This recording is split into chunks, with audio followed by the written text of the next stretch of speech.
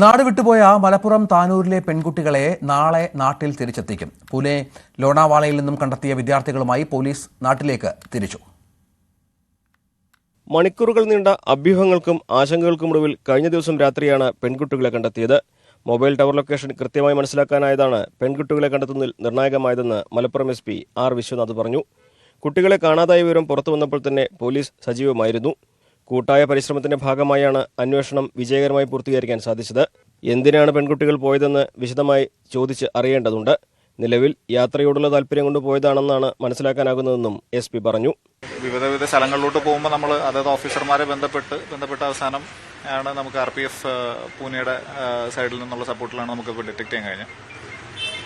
കുട്ടികൾ ഉപയോഗിച്ചിരുന്ന ഫോൺ അല്ലാതെ മറ്റൊരു ഫോൺ കയ്യിൽ കരുതിയിരുന്നതിന്റെ ലൊക്കേഷൻ കിട്ടിയതും സഹായകരമായി. ഓൾ ടുഗെദർ ഇന്നലെ ഒരു മിഡ് നൈറ്റോടുകൂടിയാണ് അവർ പോയിന്റഡ് ആയിട്ടുള്ള കാര്യങ്ങൾ കിട്ടി. മറ്റെല്ലാം മീഡിയയിൽ ഓൾറെഡി വന്നിട്ടുണ്ട് അവർ പോയതും കാര്യങ്ങളും എല്ലാം. എനിവേസ് ഒരു ഗ്രൂപ്പ് എഫേർട്ട് ആയിരുന്നു. അതിൽ മുംബൈയിലെ മലയാളി സമാജം നല്ല രീതിയിൽ സപ്പോർട്ട് ചെയ്തിട്ടുണ്ട്. താനൂരിൽ നിന്ന് പോയ അന്വേഷണ സംഘം പൂനെയിലെത്തി പെൺകുട്ടികളെ നാട്ടിലേക്ക് കൊണ്ടുവരാനുള്ള നടപടിക്രമങ്ങൾ പൂർത്തിയാക്കും. വൈകിട്ട് 5:30 ഗരീബ് രഥിലാണ് കുട്ടികളുമായി ഇവർ യാത്ര തിരിക്കുക. നാളെ ഉച്ചയ്ക്ക് 12 മണിയോടെയാണ് ട്രെയിൻ തിരൂരിലെത്തുക. ന്യൂസ് 18 മലപ്പുറം.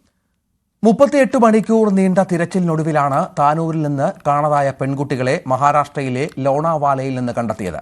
അതുവരെ രക്ഷിതാക്കളും നാട്ടുകാരും കടന്നുപോയത് സംഘർഷഭരിതമായ മാനസികാവസ്ഥയിലൂടെയായിരുന്നു.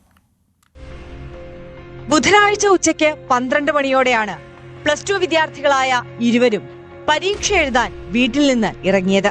ഇതിലൊരാൾ സ്കൂളിലെത്തിയത് രക്ഷിതാവിനൊപ്പം. എന്നാൽ രണ്ടുപേരും പരീക്ഷാ ഹാളിൽ കയറിയില്ല.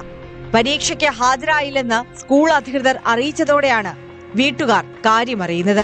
അപ്പോഴേക്കും താനൂരിൽ നിന്ന് കോഴിക്കോടെത്തിയ വിദ്യാർത്ഥികൾ ട്രെയിൻ മാർഗം മുംബൈയിലേക്ക് തിരിച്ചിരുന്നു. ബുധനാഴ്ച ഇരുവരും കോഴിക്കോട് റെയിൽവേ സ്റ്റേഷനിൽ നിൽക്കുന്ന CCTV ദൃശ്യങ്ങളുമുണ്ട്. ഇൻസ്റ്റഗ്രാമിലൂടെ പരിചയപ്പെട്ട മലപ്പുറം എടവണ്ണ സ്വദേശി റഹീമിനൊപ്പമാണ് യാത്രയെന്ന് പോലീസ് കണ്ടെത്തി. ടവർ ലൊക്കേഷനും ശേഖരിച്ചു. ഇന്നലെ വൈകുന്നേരം വിദ്യാർത്ഥികൾ പൻവേലിലെത്തി. ഇവിടെ വെച്ച് റഹീമിന്റെയും വിദ്യാർത്ഥികളുടെയും യാത്ര 2 വഴിക്കായി. അവിടെ ഒരു മലയാളി യുവതി നടത്തുന്ന ലാസ്യ എന്ന പേരുള്ള സലൂണിൽ കയറിയ വിദ്യാർത്ഥികളിൽ ഒരാൾ മുടി സ്ട്രെയിറ്റ് ചെയ്തു. ലാസ്യ സലൂൺ ഉടമയുടെ ഫോണിൽ നിന്ന് ഇവർ റഹീമിനെ വിളിച്ചു. മൊബൈലിൽ പുതിയ സിം കാർഡ് ഇട്ടത് അന്വേഷണത്തിൽ വഴിത്തിരിവായി. ടവർ ലൊക്കേഷൻ മനസ്സിലാക്കിയ കേരള പോലീസ് വിദ്യാർത്ഥികൾ പൻവേലിലെത്തിയ വിവരം മഹാരാഷ്ട്ര പോലീസിന് കൈമാറി. ഇതിനിടയിൽ റഹീം കസ്റ്റഡിയിലായി. മഹാരാഷ്ട്ര പോലീസ് സലൂണിൽ എത്തുമ്പോഴേക്കും വിദ്യാർത്ഥികൾ അവിടെ നിന്ന് ഇറങ്ങിയിരുന്നു. 10 മണിയോടെ മുംബൈയിൽ നിന്ന് ചെന്നൈയിലേക്കുള്ള ട്രെയിനിൽ യാത്ര ആരംഭിച്ച വിദ്യാർത്ഥികളെ ലോണാവാലയിൽ വെച്ച് കണ്ടെത്തുകയായിരുന്നു.